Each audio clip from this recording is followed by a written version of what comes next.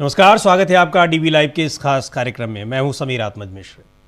Iran और America Israel की जंग किधर जा रही है कुछ समझ में नहीं आ रहा है। 24 दिन हो गए हैं और अब तो डोनाल्ड ट्रंप ने जो ताज़ा तरीन चेतावनी दी थी, यानी ईरान के हॉर्मुज़ स्ट्रेट खोलने को लेकर चेतावनी दी थी और अल्टीमेटम दिया था कि अगर 48 घंटे में नहीं खुलता है तो वो ईरान के सारे पावर प्रोजेक्ट्स पर हमला करेंगे बहुत बुरी तरीके से। वो डेडलाइन भी कल सुबह तक ख़त्म होने वाली है, लेकिन ईरान ने भी कहा है कि हम हॉर्मुज़ को पूरी तरीके से बंद कर देंगे। अमेरिका में जितने भी उससे जो बेस हैं वहाँ, उसके सहयोगियों के यहाँ जो ठिकाने हैं, वहाँ पर जो पावर प्लांट हैं, उन पर हम हमले करेंगे, इसराइल पर करेंगे। यानी कुल मिलाकर ये देखा जा रहा है कि ये लड़ाई थमती नहीं नज़र आ रही है। उधर अमेरिका के राष्ट्रपति ट्रंप के बाद अब इजराइल के प्रधानमंत्री बेन्यामिन नेतन्याहू भी वैश्विक जगत से अब ये अपील कर रहे हैं कि किसी तरीके से लड़ाई रुकवाई जाए,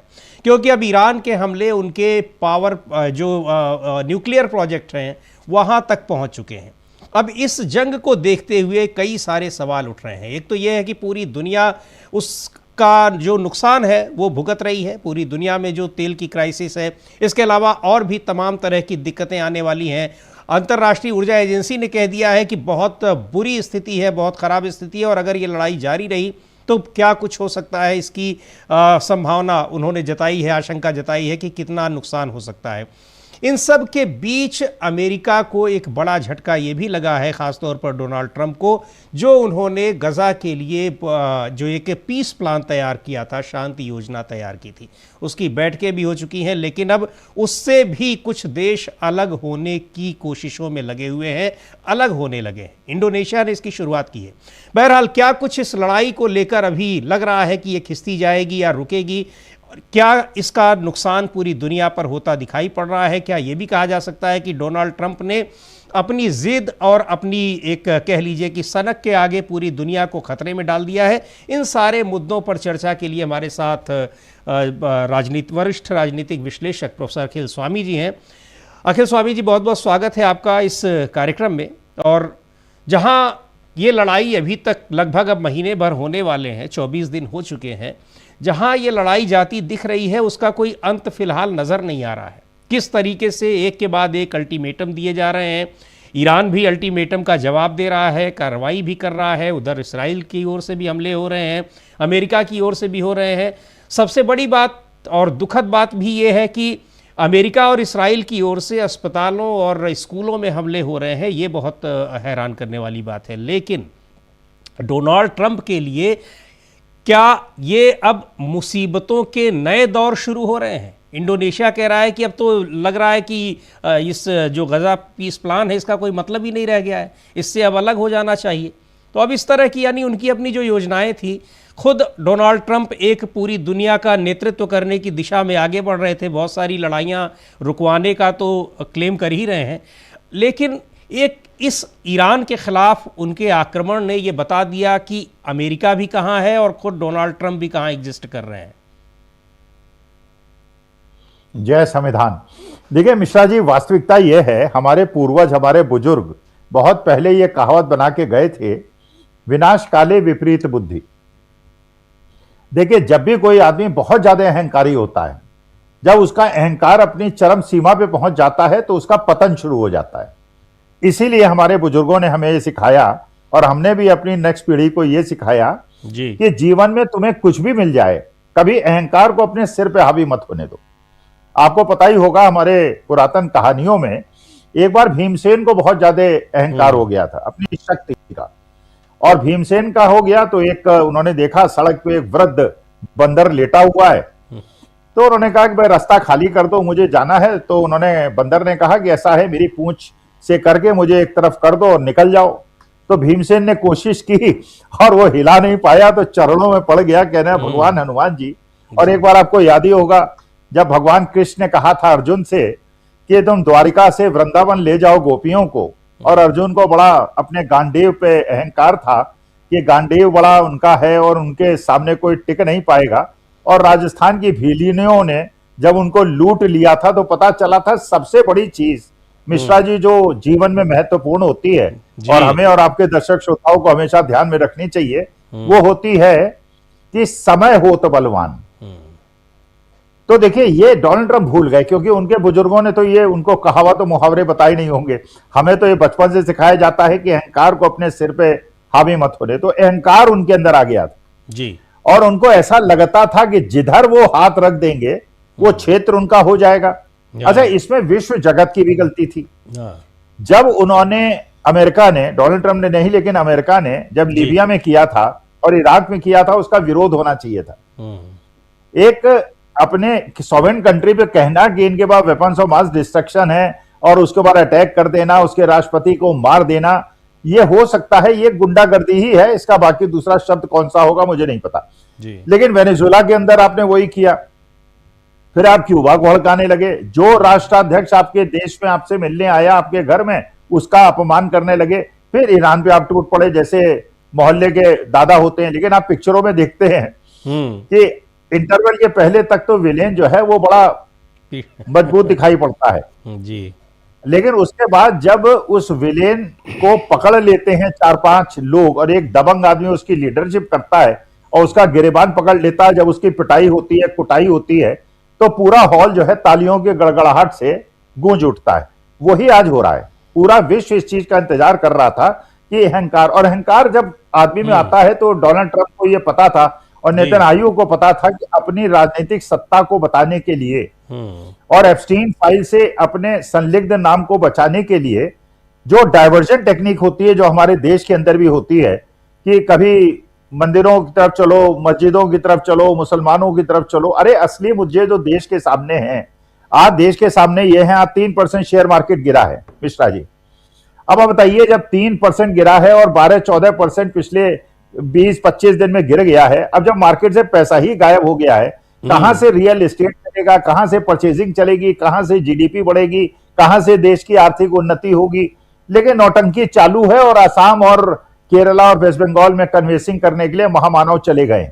तो देखिए ये बात तो बिल्कुल सही है कि ईरान ने उनके गिरबान को पकड़ लिया है और उसी प्रकार से पकड़ लिया जैसे पिक्चरों में होता है, हीरो आके विलेन के गर्दन को पकड़ता है, पूरा हॉल गड़गड़ाहट से गूंज उठता है।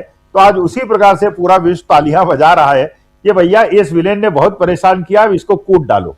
हाँ, अब ये मौका मिला है तो अब इस मौके का फायदा उठा लो। यानी आपदा में अवसर अब दूसरे लोग ढूंढ रहे हैं। तो इस आपदा में अवसर का क्या नतीजा निकलने वाला है प्रोफेसर अखिल स्वामी जी? क्या वास्तव में डोनाल्ड ट्रंप घिरे हुए हैं? इसका उनको किस तरीके का, पहली बात तो ये कि उनको क्या नुकसान हो सकता है? अब 2 टर्म उनको राष्ट्रपति रहना था, अब उसका दूसरा टर्म कार्यकाल चल रहा है, आगे उनकी कोई राजनीतिक महत्वाकांक्षा होगी नहीं, अगर होती भी तो पूरी नहीं होती अमेरिका के कॉन्स्टिट्यूशन के अकॉर्डिंग।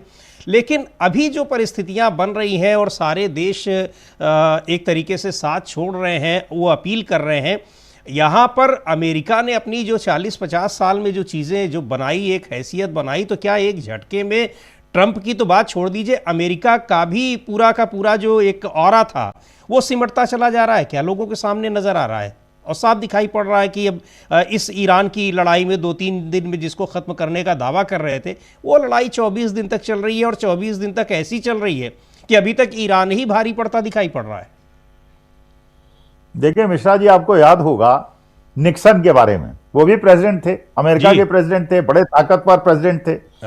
वाटर गेट किया था, उनके दूत लोग अपने अपोजिट पार्टी के दफ्तर में घुस गए थे, खुफिया जानकारी इकट्ठी कर ली थी और फिर इनकार कर दिया था, हमने ऐसा नहीं किया। लेकिन जब दबाव पड़ा, जब प्रूफ मिले तो सब स्वीकार किया और उसके बाद उन्होंने रिजाइन कर दिया। देखिए इस प्रकार की मिस कैलकुलेशन भाई अमेरिकन को भी अच्छी नहीं लग रही होगी भाई। जो अमेरिकन नेशनल्स हैं वो कह रहे होंगे कि यार तुमने, अगर तुम्हें हमने राष्ट्रपति बना लिया था जुमलेबाजी में, तुमने जुमलेबाजी की। भाई अगर आप सोचिए, कल्पना कीजिए, आज कमला हैरिस अगर अमेरिका की राष्ट्रपति होती तो क्या विश्व की यह स्थिति होती जी? भाई देखिए डेमोक्रेट्स में कम से कम एक, बराक ओबामा को आपने देखा, कमला हैरिस होती तो एक कूल माइंड का, एक थोड़ा पेसिफाई करने वाला शायद उनका व्यवहार होता। लेकिन हमारे देश के भक्तों ने भी बड़ा हवन कीर्तन कराया था। डोनाल्ड ट्रंप सबसे बड़ा सनातनी है, उसके लिए अनुष्ठान कराए थे। कभी वो गाली देते हैं, कभी हवन कराते हैं, कभी अनुष्ठान कराते हैं। हमारे देश के भक्तों का ही नहीं पता चल रहा कि उनका डोनाल्ड ट्रंप के प्रति नजरिया क्या है जी। लेकिन ये बात तो बिल्कुल पक्की है कि जब समय बदलता है, हिटलर का भी समय बदला था जी। वो हिटलर जिसको कोई चुनौती नहीं देता था, उसका क्या हश्र हुआ और कैसे उसने अपनी मौत खुद बुलाई, आपको पता है। मुसोलिनी के बारे में क्या हुआ था, यह भी आपको पता है। देखिए, वास्तविकता में जब आदमी टॉप पे रहता है तो उसको एक आदत हो जाती है लोगों की तालियां और गड़गड़ाहट सुनने की, और जब लोग उसको दौड़ाते हैं और हर जगह उसको भर्त्सना का पात्र बनाते हैं। मानी बात है कि अमेरिका को जबरदस्ती आपने इकोनॉमिक क्राइसिस में न केवल धकेल दिया, पूरे विश्व को आपने इकोनॉमिक क्राइसिस में धकेल दिया। अब बचने का रास्ता नहीं निकल रहा है। तो पहले तो आपने जाके सांड को छेड़ा। अब सांड से उपमा करना ठीक नहीं है, तुलना करना ठीक नहीं है, लेकिन जबरदस्ती वो बेचारा बैठा हुआ था, जाके आपने उसको छेड़ दिया। अब उसने आपको दौड़ा लिया। अब आपको भागने जगह नहीं मिल रही। कभी आप ब्रिटेन से कह रहे हैं, कभी जापान से कह रहे हैं, भैया पीछे से हटाओ यार, इससे मुझे बचाओ।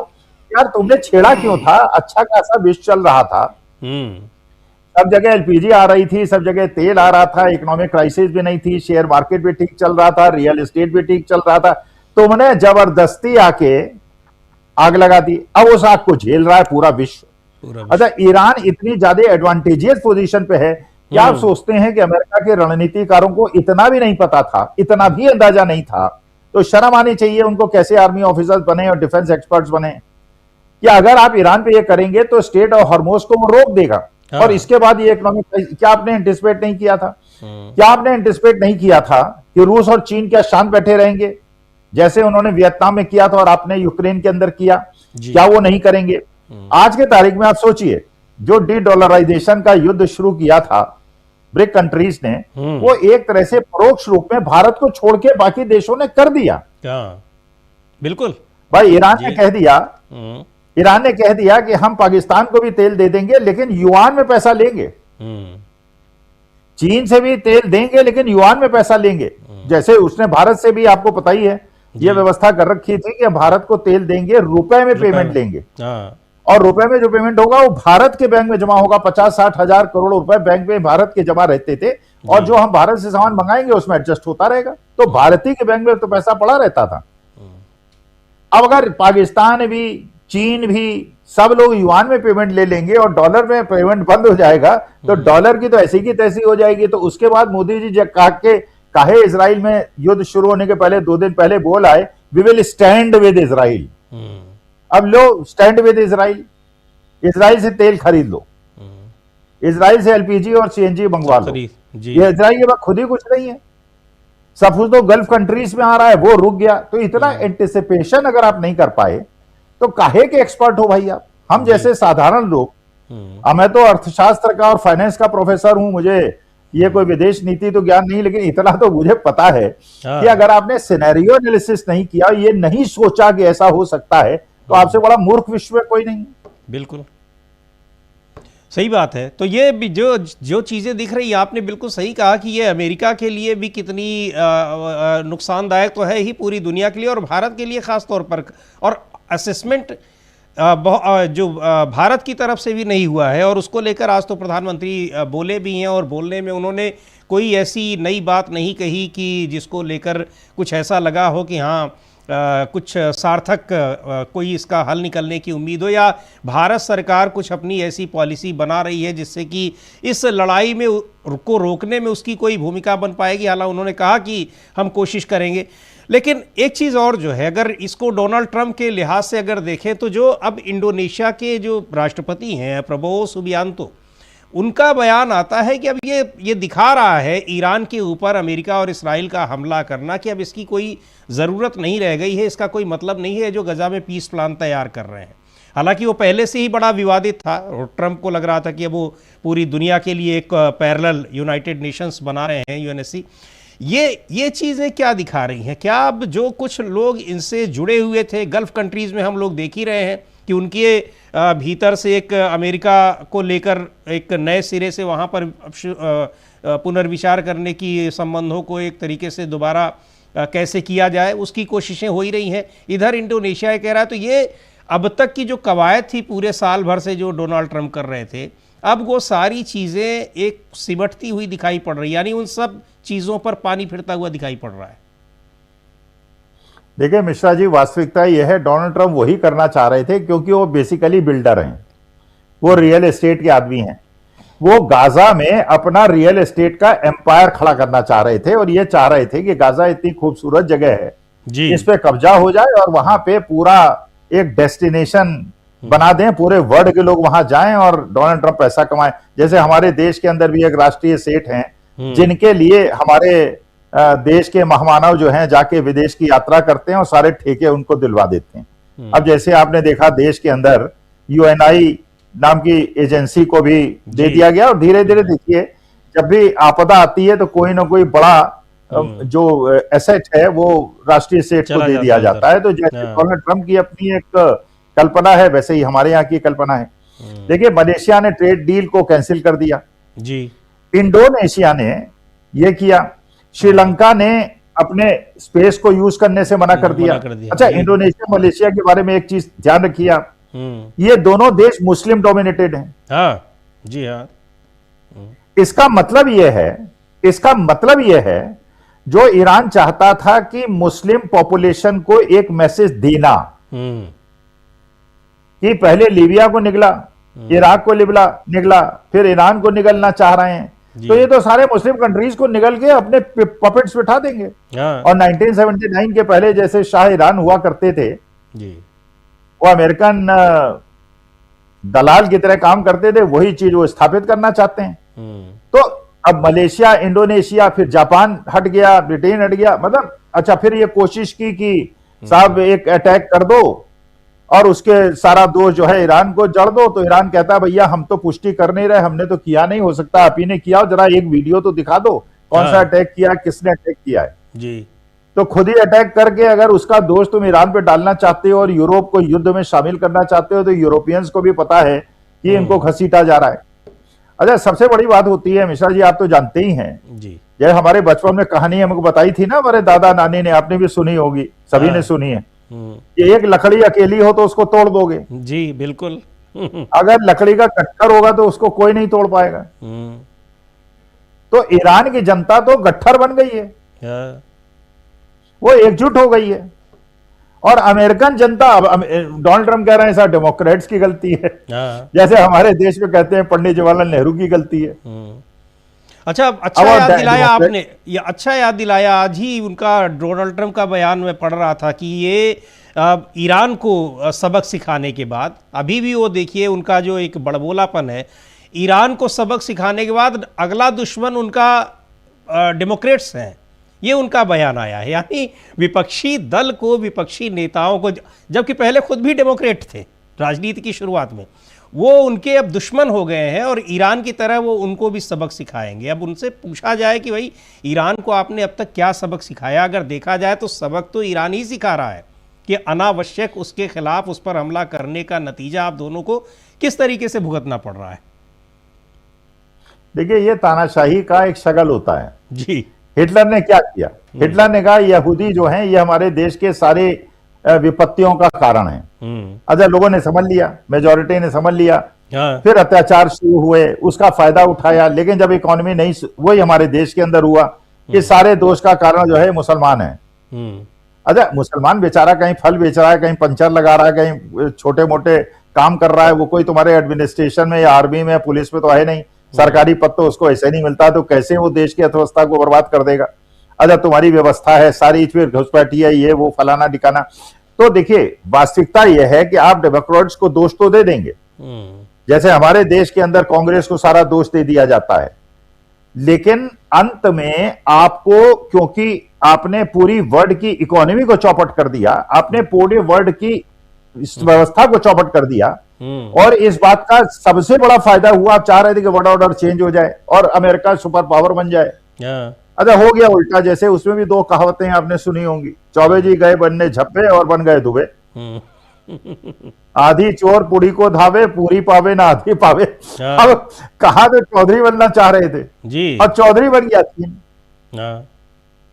बनना चाह रहे थे चौधरी आप। अच्छा, पुतिन भी मुस्कुरा रहा है, उसने तो पैसा कमा लिया, ईरान ने भी पैसा कमा लिया, वो भी कह रहा है स्टेट हॉर्मुज से जो जाएगा उससे हम वसूली करेंगे। हमारे मित्र राष्ट्रों को, अच्छा जब डोनाल्ड ट्रंप ने कहा कि 48 घंटे के अंदर हॉर्मुज खोल दो, उसने कहा खोल दिया, लेकिन खोलेंगे, लेकिन रूल का पालन करना पड़ेगा, नियम का पालन करना पड़ेगा। अब भैया नियम, अब तुम ये तो कह सकते हो सड़क खोल दो, भाई अगर बहुत ज्यादा होगा सड़क खोल दो, लेकिन कहेंगे सड़क का पालन करना पड़ेगा। क्या क्या पालन करना पड़ेगा? पैर से नहीं सड़क पे पैर रखोगे तुम। अरे यार पैर सड़क पे नहीं रखेंगे तो कैसे चलेंगे? सिर के बल थोड़ी चलेंगे जी। अब वो नियम तो ईरान को बनाने हैं ना। तो उसने कहा ठीक है 48 घंटे, अब 48 घंटे खत्म हो जाएं, अब बताएं। अच्छा फिर उसके बाद उसने ये भी बता दिया अगर हमारे पावर स्टेशन तुमने उड़ाए तो हम तुम्हारे सारे मित्र राष्ट्रों के तेल के भंडार उड़ा देंगे और हमारे देश के अंदर। अरे महाराज मिश्रा जी अभी आप देखिएगा जो आज पवन खेड़ा ने कहा है जी, या पवन खेड़ा से कहा गया, प्रेस कॉन्फ्रेंस में पूछा गया कि देखिए मोदी जी ने कल एक बड़ी हाई लेवल मीटिंग की है, उन्होंने कहा यार उधर आग लगी है इधर कुआं खोद रहे हैं।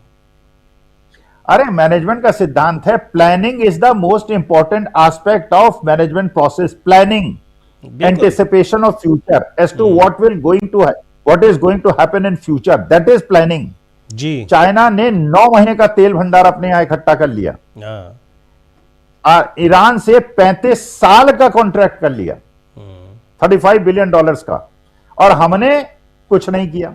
हम अपना मस्ती से बैठे। अमेरिका ने कहा रूस से मत खरीदो, हाँ नहीं खरीदेंगे साहब। ईरान से मत खरीदो, हाँ नहीं खरीदेंगे साहब। तो हमने प्लानिंग की नहीं। अब आप जो है जब आग लगी हुई है तो कुआं खोद के पानी निकाल रहे हैं। तो देखिए आप, लेकिन एक बड़ी खबर, अब महत्वपूर्ण खबर आ रही है जिसकी हम लोग चर्चा ही कर रहे हैं और अभी ये बात ही कर रहे थे कि क्या होगा। अब उनकी डेडलाइन खत्म होने वाली है। डेडलाइन भारत के समय के अनुसार कल सुबह खत्म होने वाली थी, आज यानी सोमवार शाम 7 बजे के 7:30 बजे ट्रंप ने ट्रुथ सोशल पर लिख दिया है कि अब वो इस जो उनका ये था निर्देश दिया था कि ईरान के पावर प्रोजेक्ट्स पर हमला करेंगे, अब वो 5 दिन के लिए टाल दिया है। उन्होंने लिखा है कि मुझे ये बताते हुए खुशी हो रही है कि अमेरिका और ईरान के बीच पिछले 2 दिनों में मध्य पूर्व में टकराव के पूरी तरह समाधान को लेकर अच्छी और सकारात्मक बातचीत हुई है। मैंने वॉर डिपार्टमेंट को निर्देश दिया है कि ईरान के बिजली संयंत्रों और ऊर्जा ढांचे पर सभी सैन्य हमलों को 5 दिन के लिए टाल दिया जाए। ये फैसला बैठकों और चर्चाओं की सफलता पर निर्भर करेगा। अब ये देखिए, एक बैकफुट पर आना क्या घुटनों पे आने वाली बात है। ईरान की तरफ से किसी ने नहीं अभी तक ये बयान दिया कि उनकी अमेरिकन प्रतिनिधियों से कोई बातचीत हुई है। ट्रंप ने किससे बातचीत करके ये धमकी दी थी और किससे बातचीत करने के बाद उन्होंने इस फैसले को वापस लिया है या 5 दिन तक के लिए टाल दिया है। ये अजीबोगरीब उनकी मन स्थिति को नहीं दिखा रहा है। ये जो जिस तरीके के उनके लगातार बयान आ रहे हैं, अपने ट्रुथ सोशल पर चीज़ें लिख रहे हैं, धमकी दे रहे हैं, धमकी ये दे रहे हैं और बड़े हमले ईरान की ये दे रहा है। देखिए विश्व शांति के लिए जी ये आवश्यक है और इसमें कोई किसी के ईगो नहीं हर्ट होनी चाहिए। देखिए विश्व शांति से बड़ी कोई चीज तो है नहीं। अगर विश्व ही खत्म हो जाएगा तो कहेंगे डोनाल्ड ट्रंप और कहेंगे नेतन्याहू, कहेंगे मोदी जी और कहेंगे अखिल स्वामी।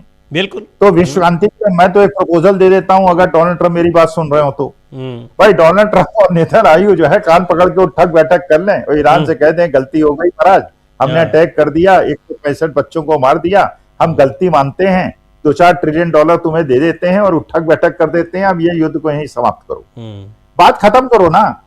हाँ भाई हमारे उत्तर प्रदेश में हमारे अभिमुक्तेश्वरानंद जी महाराज और जिस प्रकार से प्रयागराज के अंदर ब्राह्मण बटुकों की चोटियां और यज्ञोपवीत को नोचा गया और सनातनी भावनाओं को ठेस पहुंचाई गई जी। अरे योगी आदित्यनाथ जी का क्या बड़ा जाता है, वो शंकराचार्य हैं, उनके जाएं चरण स्पर्श करें। मोदी जी ने भी तो चरण स्पर्श किया था अनंतमाल की शादी में। जब मोदी जी चरण स्पर्श कर सकते हैं अभिमुक्तेश्वरानंद जी के, तो योगी आदित्यनाथ क्यों नहीं कर सकते? माफी मांग लें, बात खत्म हो जाएगी, उत्तर प्रदेश में भी शांति हो जाएगी। गौ माता को राष्ट्रीय माता का उपाधि दे दें, गौ हत्या बंद करा दें और उसी प्रकार से डोनाल्ड ट्रंप और नेतन्याहू जो है ईरान से माफी मांग लें और $4-6 ट्रिलियन उनको दे दें। अरब कंट्रीज के क्या मुश्किल है, वो कुवैत, ओमान सब $1-1 ट्रिलियन देंगे, शांति हो जाएगी। पूरे विश्व के अंदर शेयर मार्केट भी उछल जाएगा, मेरा भी जो लाखों रुपए डूब गया वो भी बच जाएगा। बिल्कुल, लेकिन ऐसा है नहीं। वो एक बार 2 कदम आगे बढ़ाएंगे और 3 कदम पीछे खींच लेंगे। ट्रंप को लगता है कि हम जिस तरह से धमका रहे हैं तो पूरी दुनिया जो वो कह रहे हैं वही समझ रही है। पूरी दुनिया ये नहीं समझ रही है कि आपने 2 दिन पहले धमकी दी कि 48 घंटे की डेडलाइन दे रहा हूं, उसके बाद मैं बर्बाद कर दूंगा। फिर आप कह रहे हैं कि नहीं ठीक है अब कोई बात नहीं, 5 दिन और हम टाल दे रहे हैं। और उधर ईरान कह रहा है कि आप करिए हमला, हम तैयार हैं, अगर आप करेंगे तो हम इसराइल के पावर प्रोजेक्ट्स पर करेंगे और आपके जहां जहां पावर प्रोजेक्ट्स हैं वहां पर हम हमला करेंगे। अब इसको देखते हुए ये जो फैसला ले रहे हैं। अब ट्रंप को क्या ये बात नहीं मालूम है कि आखिर वो ये फैसला क्यों ले रहे हैं? पूरी दुनिया इसको नहीं, लेकिन इन सब चीज़ों के अलावा अगर ये देखा जाए एक नई बात प्रोफेसर अखिल स्वामी, इस्राइल के प्रधानमंत्री बेन्यामिन नेतान्याहू भी अब हाँफते हुए दिखाई पड़ रहे हैं। कल जिस तरह से उनके 2 शहरों पर हमले हुए हैं, डिमोना में और अरद में, उसके बाद वो खुद बाहर निकले हैं। अब वो भी विश्व समुदाय से अपील कर रहे हैं कि रुकवाया जाए। अब ये क्या चीज़ दिखाई पड़ रहा है? क्या अभी भी उन लोगों को ये लग रहा है कि ईरान युद्ध रोकने को, सीज फायर को तैयार हो जाएगा? क्योंकि ईरान के बयानों से और ईरान जिस तरीके से निश्चिंत होकर बयानबाजी कर रहा है, ईरान में उसके नागरिकों का जिस तरह से समर्थन सेना और वहाँ की सरकार को मिल रहा है, उसको देखते हुए तो नहीं लगता कि ईरान अपने कदम पीछे खींचेगा। देखिए मिश्रा जी, एक मैनेजमेंट की मैं आपको एक टर्म बताता हूं, और इसको मैं अभी डिटेल में नहीं बता पाऊंगा, बहुत ज्यादा टाइम नहीं है, आपके दर्शक श्रोता भी इसको समझ लें जी। उससे आपको नेतन्याहू के और डोनाल्ड ट्रंप की पर्सनैलिटी समझ में आ जाएगी। देखिए, ये शब्द है हुब्रिस हाइपोथेसिस। हुब्रिस हाइपोथेसिस में मिश्रा जी होता क्या है? हुब्रिस से जो आदमी पीड़ित होता है, जैसे मान लीजिए किसी आदमी को बहुत ज्यादा सक्सेस मिल जाए, तो उसको एक गुमान होने लगता है और उसके चाटुकार उसको बताने लगते हैं, अरे साहब आप महान हैं, आप तो बड़े बुद्धिमान हैं, आपसे बड़ा तो कोई बुद्धिमानी नहीं है, यू आर द बेस्ट। जैसे हमारे देश में भी होता है और डोनाल्ड ट्रंप के साथ भी हुआ, हिटलर के साथ भी हुआ जी। अच्छा, हुब्रिस का जो पीड़ित आदमी है वो ये समझने लगता है कि I am the god, I am a non biological person, I can whatever decision I take is final and good. अच्छा, भक्त भी बता देते हैं, हाँ साहब मोदी मोदी मोदी मोदी मोदी। अच्छा, उसके बाद जब उसको एक गलत फहमी हो जाती है तो वो निर्णय लेना शुरू कर देता है बिना राय लिए हुए। अच्छा, कोई अगर गलत निर्णय ले लेता है, लेकिन क्योंकि दिमाग के अंदर उसके ग्रंथि बैठी हुई है हुब्रिस कि I can do nothing wrong, जब उसे महसूस भी होने लगता है कि उसने गलत निर्णय ले लिया, उसको मानने के लिए तैयार नहीं होता और उसी रास्ते पे आगे बढ़ता चला जाता है। उसको बचाने के लिए कि उसने गलत निर्णय ले लिया, जनता मुझे पिटाई ना करे, वो और गलत निर्णय लेना शुरू कर देता है। बिल्कुल, जैसे नोटबंदी हुई, हाँ, उसके बाद जीएसटी हुआ, उसके बाद कोविड का मिसमैनेजमेंट हुआ, उसके बाद फार्मर्स एजिटेशन हुआ, तो एक गलती को छिपाने के लिए दूसरी गलती करता रहता है। वही अमेरिका कर रहा है, वही डोनाल्ड ट्रंप कर रहा है। तो हुब्रिस से पीड़ित हैं ये लोग, ये मानसिक ग्रंथि से पीड़ित लोग हैं। विश्व शांति के लिए इनको त्याग करना चाहिए, अपनी ईगो को रख देना चाहिए। भैया, मौत तो सबकी आनी है, सब मरेंगे, सब जाएंगे दुनिया छोड़ के, लेकिन अपना नाम तुम्हारे लोग याद कैसे करेंगे? आज पंडित चंद्रशेखर आजाद को लोग याद करते हैं, अशफाक उल्लाह खां को याद करते हैं, चंद्रशेखर आजाद को याद करते हैं, या भगत सिंह को याद करते हैं। उनको याद करता है क्या? गोडसे को गाली देते हैं लोग, महात्मा गांधी को याद करते हैं। अच्छा, ईरान के अंदर महात्मा गांधी के नाम से एक हॉस्पिटल है बिगेस्ट तेहरान के अंदर, जिसको इजराइल ने नष्ट कर दिया। नष्ट जी। अब इजराइल के अंदर बता दीजिए महात्मा गांधी के नाम से कुछ हो तो, लेकिन हमारे भक्त लोग तो इसी पे खुश हो जाएंगे, ये महात्मा गांधी के हॉस्पिटल को तोड़ दिया। भाई, गोडसे का हॉस्पिटल तो कोई बनाएगा नहीं, बनाएगा तो महात्मा गांधी का ही बनाएगा। पूरे विश्व के अंदर सबसे ज्यादा अगर मूर्तियां किसी की लगी हैं तो महात्मा गांधी की लगी हुई हैं, लेकिन भक्तों को स्वीकार नहीं है महात्मा गांधी, पंडित जवाहरलाल नेहरू। वो पंडित जवाहरलाल नेहरू जिसने अपनी जीवन की संपत्ति देश को दान दे दी, वो व्हाट्सएप यूनिवर्सिटी से उन्हीं को बदनाम करने में लगे रहते हैं। वही है, बड़ा सवाल है, बहुत महत्वपूर्ण बात है कि किस तरीके से अगर कोई गलत कर रहा है, लेकिन उसका एक जो एक कल्ट बना हुआ है, भक्त संप्रदाय, वो उसको बता रहा है कि नहीं आप जो कर रहे हो वही अच्छा हो, और उस चक्कर में फिर वो एक के बाद एक गलतियां करता जाता है।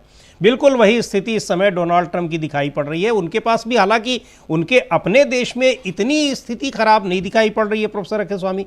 उनके अपने सलाहकार जो कैंट ने इस्तीफा दे दिया, आप देखिए कि उनके अपनी पार्टी के लोग भी शुरू से इस लड़ाई का विरोध कर रहे हैं, विपक्षी पार्टियां तो कर ही रही हैं, लेकिन हाँ ये है कि तमाम लोग हैं जो उनको ये बताने में लगे हुए हैं कि नहीं आप जो कर रहे हो बिल्कुल बहुत अच्छा कर रहे हो।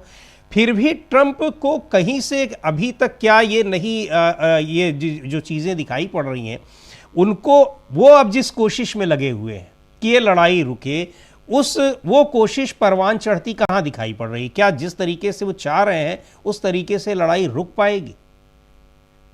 कोई सवाल ही नहीं है, कोई सवाल ही नहीं है। मैंने ईरानियन, आप ही के चैनल में 2 दिन से मैं आपके प्रबुद्ध लोगों को सुन रहा हूं जो ईरान के लोग हैं, और इतनी संयमित भाषा, हाँ, इतने ज्ञानी लोग। देखिए, मैं उस आदमी को ज्ञानी समझता हूं जो बिल्कुल शांत भाव से बोले, उत्तेजित ना हो, गाली गलौज ना करे, बदतमीजी ना करे, बड़े प्यार मोहब्बत से, जी, बड़ी ज़हीनियत से अपनी बात को रख रहे हैं। हम्म, लेकिन मुश्किल क्या है कि डोनाल्ड ट्रंप तो हुब्रिस से पीड़ित थे, वो तो हाँ। इस बात को स्वीकार करने के लिए तैयार नहीं है। अच्छा, आपने कहा कि वहां कोई बहुत बड़ी क्राइसिस नहीं है। अब आपके कल ही के प्रोग्राम में एक साहब ने बताया था हम्म, कि उनका बच्चा वहां पे पड़ता है जो करीब $2 गैलन का वहां पे तेल का रेट था, वो $3 हो गया है, 50% दाम बढ़ गए हैं। तो हर आदमी तो अमेरिका में बहुत अमीर है नहीं, बच्चे भी पढ़ रहे हैं। जी, अच्छा, ये सोचिए अगर आपका बेटा अमेरिका में पढ़ रहा होता हम्म, और जब गया था तो $60 का डॉलर था और अब $94 का डॉलर हो गया, जी, और आपकी टोटल जमा पूंजी 50 लाख रुपए थी। आपने सोचा था बच्चा पढ़ लेगा, और 50 लाख के बजाय 80 लाख रुपए जो हो जाएगा, तो कहां से पैसा आप देंगे? तो समस्या बहुत ज्यादा है। इंपोर्ट बिल ऐसे ही $140 पर बैरल आपका बास्केट की कीमत हो रही है। पूरे विश्व में तबाही है पूरे, लेकिन हाँ, चीन में नहीं है। हाँ, जिसको हिट करना चाह रहा था अमेरिका, वही सबसे ज्यादा आनंददायक पोजीशन में बैठा हुआ है। जी, उसकी मैन्युफैक्चरिंग बढ़ रही है। अच्छा, दूसरे देशों को महंगा तेल मिल रहा है, उसे सस्ता मिल रहा है, तो उसकी तो कॉस्ट और कम हो गई, तो और ज्यादा कैप्चर कर लेगा। पैसा किसका खर्च हो रहा है? अमेरिका का खर्च हो रहा है, इजराइल का हो रहा है, ईरान का हो रहा है। चीन और रूस तो मस्ती ले रहे हैं। बिल्कुल। तो ये जिस तरीके से जो कोशिशें जो की जा रही हैं, वो उनको देखते हुए कहीं से नहीं लगता है कि ये लड़ाई ख़त्म होने का नाम लेगी, क्योंकि यहाँ पर ईरान विक्टिम है। ईरान ने कहा है कि हमला हमारे ऊपर हुआ है, हमारी शर्तों पर होगा, और ईरान की जो शर्तें हैं उनको मानना अमेरिका और इसराइल के लिए आसान नहीं होने वाला है। बहुत बहुत धन्यवाद प्रोफेसर अखिल स्वामी जी इस पूरी बातचीत के लिए। तमाम आपने नई बातें बताई और निश्चित तौर पर दर्शकों को एक अलग पर्सपेक्टिव में ईरान का मुद्दा, मध्य पूर्व का मुद्दा, और जो अमेरिका और इसराइल के ईरान पर हमले के बाद जो परिस्थितियां बन रही हैं, उनको एक नए ढंग से समझने और जानने का एक मौका मिला होगा। इस